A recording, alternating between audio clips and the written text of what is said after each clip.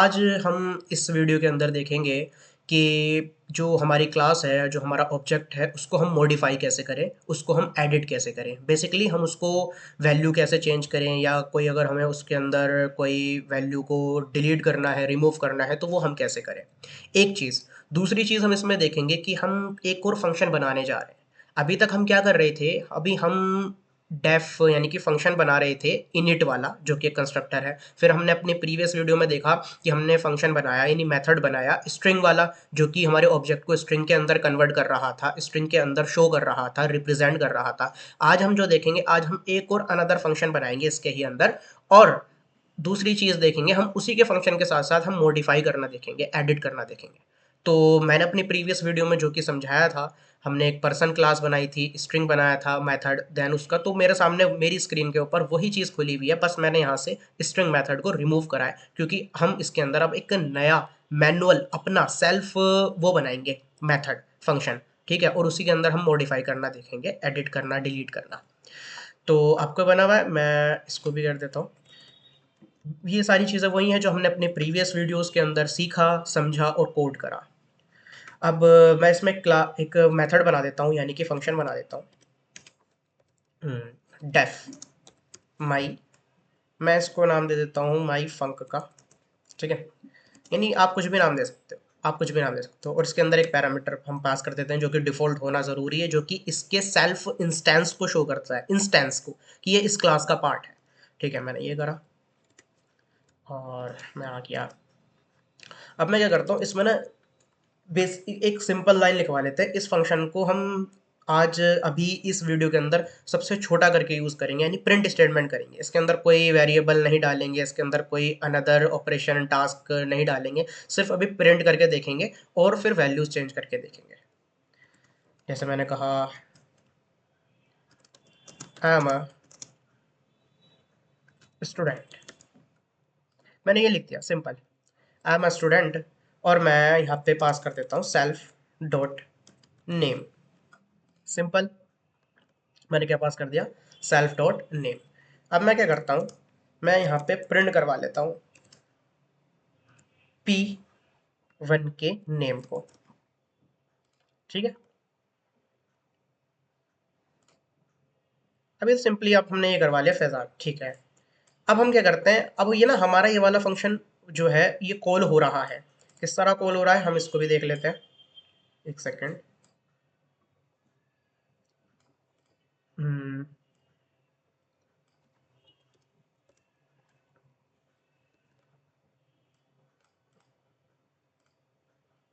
एक सेकेंड, ठीक है। आपका I am a student print हो गया, यानी कि ये वाली लाइन आपकी प्रिंट हो चुकी है। अब हम इसके अंदर मॉडिफिकेशन देखते हैं जो कि हमारा मेन मोटिव है, जो हम मेन मोटिव पे करना चाह रहे हैं कि मॉडिफाई कैसे करें, ऑब्जेक्ट को डिलीट कैसे करें, जो भी हमें करना है ऑपरेशन हम वो कैसे करें। मैं इसको कर देता हूँ। अब क्या करना है मेरे को, मैं इसको हटा देता हूँ, एक सेकेंड यहाँ से। अभी मैं पूरी प्रिंट स्टेटमेंट ही हटा देता हूँ।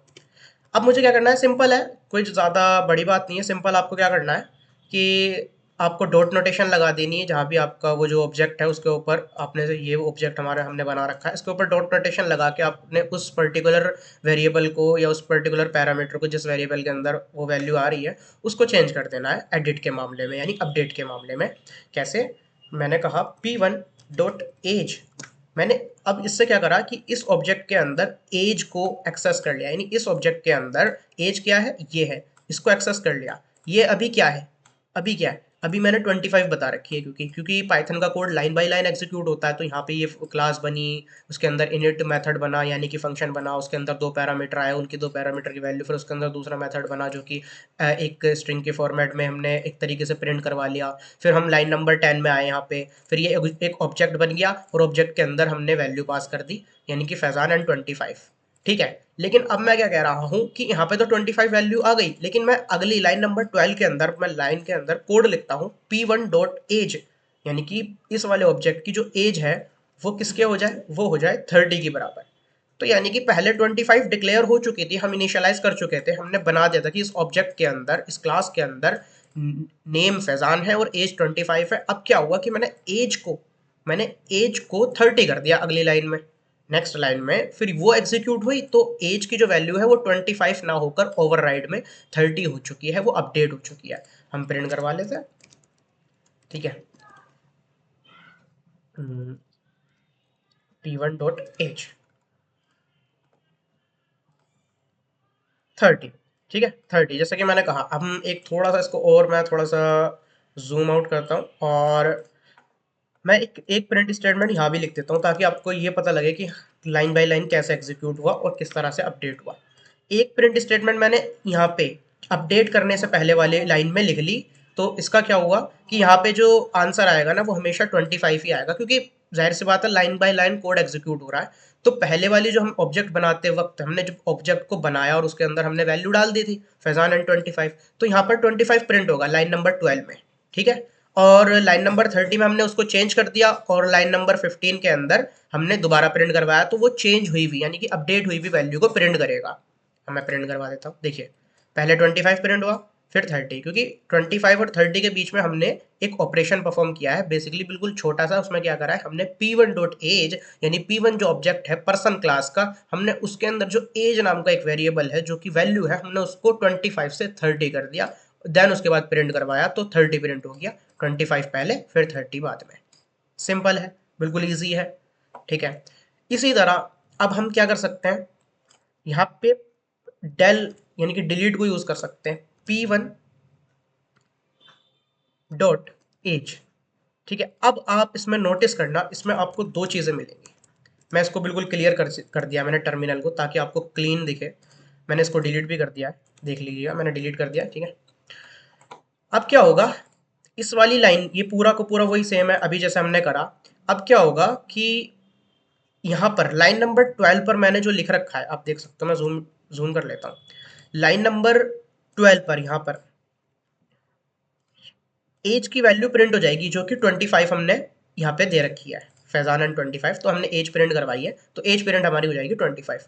लेकिन अगली लाइन में हमने ऑपरेशन दिया अब डेल का, जहां पर हम p1 डॉट एज की वैल्यू चेंज कर रहे थे, अपडेट कर रहे थे, वहीं पर हमने अब उसको हटाकर एक डिलीट का, रिमूव का वो दे दिया ऑपरेशन, यानी कि डिलीट मेथड हम यहाँ पे कर रहे हैं। तो हमने क्या करा p1 डॉट एज यानी p1 ऑब्जेक्ट के अंदर से एज को रिमूव कर दिया और फिर लाइन नंबर 15 के अंदर आगे हमने उसको दोबारा प्रिंट करवाया। एक तो डिलीट करने से पहले प्रिंट करवाया जो कि 25 है, एक डिलीट करने के बाद प्रिंट करवाया।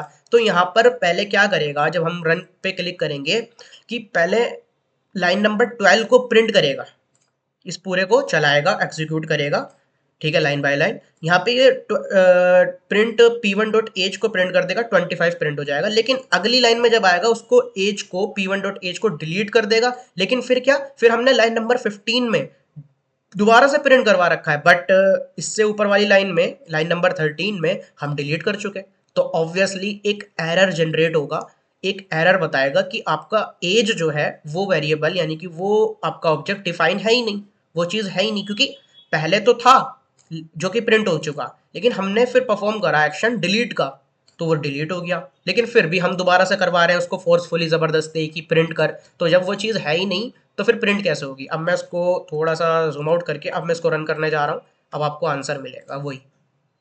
देखिए पहले क्या हुआ, देख पा रहे हो आप, इसने 25 प्रिंट कर दिया, फिर उसी अगली लाइन में जब हमने यहाँ पे डिलीट को चला दिया, डिलीट हो गया, फिर हमने दोबारा प्रिंट करवाया तो एरर क्या आया, trace most recent call last. Line number 15 यानी लाइन नंबर आप देख सकते हो, लाइन नंबर 15 के अंदर हमने जब प्रिंट करवाया तो क्या हुआ, print dot p1 as person object has no attribute as, यानी पर्सन जो ऑब्जेक्ट है ये वाला ये वाला, इसके अंदर एज नाम से कोई ऑब्जेक्ट है ही नहीं, क्योंकि हमने डिलीट करवा दिया। मैं दोबारा रन कर देता हूँ सबको डिलीट करके, आप दोबारा देख सकते हो, देख पा रहे हो। मैं इसको बड़ा कर लेता हूँ, एक सेकेंड, मैं इसको दोबारा कर लेता हूँ। अब देखिए पहले 25 प्रिंट कर रहा है, ठीक है। अब मैं इसकी जगह अगर 20, मैं इसकी जगह 55 भी लिख दूँ तो आप 55 प्रिंट कर देगा, ठीक है। 55 प्रिंट कर रहा है, फिर एरर दे रहा है, सिंपल है। तो ये था हमारा डिलीट और मॉडिफाई ऑब्जेक्ट करना, और उसके अंदर दूसरा फंक्शन कैसे यूज करें, मैनुअल अभी हमने बनाया। अब इसी को हम आने वाली वीडियोस में इसी को इन्हांस करेंगे। तो thank you for watching the video, मिलते हैं हम अपनी नेक्स्ट वीडियो के अंदर। Thank you.